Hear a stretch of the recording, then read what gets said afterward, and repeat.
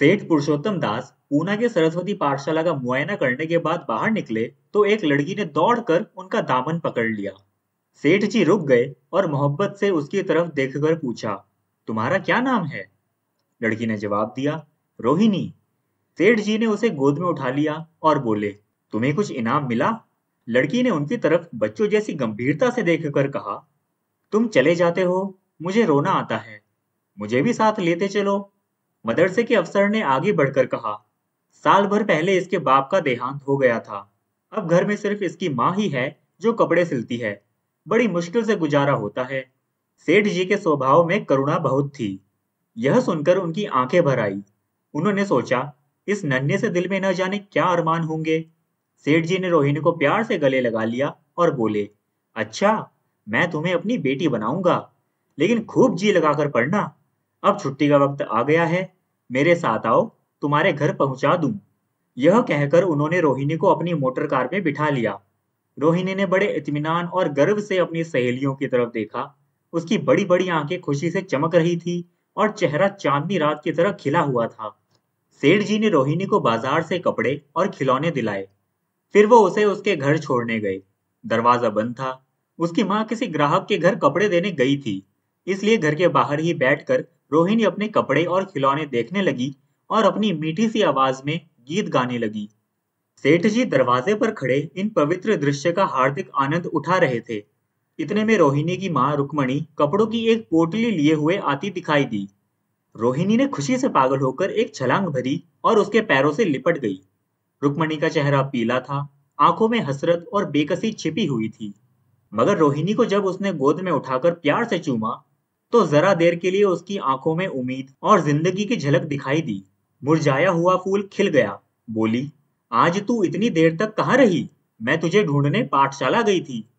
रोहिणी ने हुक्म कर कहा, मैं मोटर कार में बैठकर बाजार गई थी, वहां से बहुत अच्छी अच्छी चीजें लाई हूँ।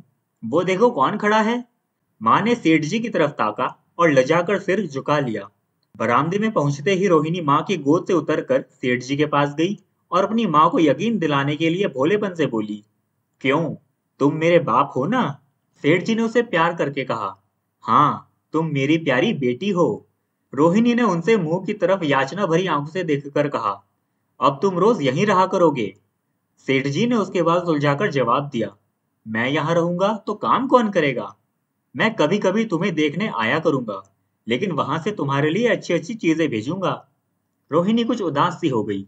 इतने में उसकी माँ ने मकान का दरवाजा खोला और बड़ी फुर्ती से मैले बिछावन और फटे हुए कपड़े समेटकर कोने में डाल दिए कि कहीं सेठ जी की निगाह उन पर न पड़ जाए। यह स्वाभिमान स्त्रियों की खास अपनी चीज है। रुक्मणी अब इस सोच में पड़ी थी कि मैं इनकी क्या खातिर तवाजो करूं। घर में पान और इलायची भी नहीं। वह अपने आंसुओं को किसी तरह न रोक सकी। उसने सेठ जी का नाम सुना था। उसका पति हमेशा उनकी बड़ाई किया करता था। वह उनकी दया और उदारता की चर्चाएं अनेकों बार सुन चुकी थी। वह अपने आंसुओं को किसी तरह न रोक सकी। आखिर जब अंधेरा हो गया तो उन्होंने जरा ऊंची आवाज में कहा, बाई जी, अब मैं जाता हूँ। मेरी रोहिणी को कोई तकलीफ न हो। उसके पालने पोसने का काम मेरा है और मैं उसे बहुत खुशी से पूरा करूंगा। उसके लिए अब तुम कोई फिक्र मत करो। मैंने उसका वजीफा बांध दिया है और यह उसकी पहली किस्त है। गरीब औरत की आंखों में आंसू जारी थे। इसी तरह कई साल गुजर गए। रोहिणी अब बड़ी हो गई थी और बहुत सुंदर भी दिखने लगी थी। उसके हाव भाव में आकर्षक गंभीरता, कपड़ों में रंगीन सादगी, आंखों में लाज संकोच, विचारों में पवित्रता। जवानी थी, मगर घमंड और बनावट और चंचलता से मुक्त। सेठ जी के बड़े बेटे नरोत्तम दास कई साल तक अमेरिका और जर्मनी की यूनिवर्सिटियों से इंजीनियरिंग करके वापस आए थे। अमेरिका के सबसे प्रतिष्ठित कॉलेज में उन्होंने सम्मान का पद प्राप्त किया था। उनके भारत वापस आने पर बंबई शहर में स्वागत की तैयारी की गई। सरस्वती पाठशाला को भी निमंत्रण मिला और रोहिणी को सेठानी जी ने विशेष रूप से आमंत्रित किया। यह पहला मौका था कि उसने अपने लिए बहुत अच्छे अच्छे कपड़े बनवाए। सेठानी कौशल्या देवी उसे लेने के लिए रेलवे स्टेशन पर मौजूद थी। रोहिणी गाड़ी से उतरते ही उनके पैरों की तरफ झुकी, लेकिन उन्होंने उसे छाती से लगा लिया और इस तरह प्यार किया जैसे वह उनकी बेटी है। वह उसे बार बार देखती थी और आंखों से गर्व और प्रेम टपक पड़ता था। स्वागत समारोह में रोहिणी ने ऐसा गाना गाया कि सब लोग तालियां बजाते रह गए। नरोत्तम के स्वागत के लिए एक फूलों का हार भी मंगवाया गया था। वह रेशमी हार जो सरस्वती पाठशाला की ओर से भेजा गया था, मेज पर रखा हुआ था। उसे हीरो के गले में कौन डाले? प्रेसिडेंट ने महिलाओं की पंक्ति की ओर नजर दौड़ाई। चुनने वाली आंख रोहिणी पर पड़ी और ठहर गई। उसकी छाती धड़कने लगी, लेकिन उत्सव के सभापति के आदेश का पालन आवश्यक था। वह सर झुकाए हुए मेज के पास आई और कांपते हाथों से हार को उठा लिया। एक क्षण के लिए दोनों की आंखें मिली और रोहिणी ने नरोत्तम दास के गले में हार डाल दिया। दूसरे दिन सरस्वती पाठशाला के मेहमान विदा हुए, लेकिन कौशल्या देवी ने रोहिणी को न जाने दिया। अभी तुम्हें देखने से जी नहीं भरा। तुम्हें यहाँ एक हफ्ता रहना होगा। आखिर मैं भी तो तुम्हारी माँ ही हूँ। एक माँ से इतना प्यार और दूसरी माँ से इतना अलगाव।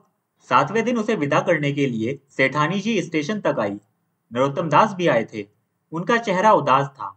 कौशल्या ने उनकी तरफ सहानुभूतिपूर्ण आंखों से देखकर कहा, मुझे यह तो ख्याल ही न रहा, रोहिणी क्या यहाँ से पूना तक अकेले जाएगी? क्या हर्ज है, तुम चले जाओ, शाम की गाड़ी से लौट आना। नरोत्तम दास के चेहरे पर खुशी की लहर दौड़ गई, जो इन शब्दों में न छिप सकी। अच्छा, मैं ही चला जाऊंगा। वह इस फिक्र में थे कि देखे विदाई की बातचीत का मौका भी मिलता है या नहीं। अब वह खूब जी भरकर अपना दर्द दिल सुनाएंगे। रुक्मणी को अब रोहिणी की शादी की फिक्र पैदा हुई। पड़ोस की औरतों में इसकी चर्चा होने लगी थी। लड़की इतनी सयानी हो गई है, अब क्या बुढ़ापे में ब्याह होगा?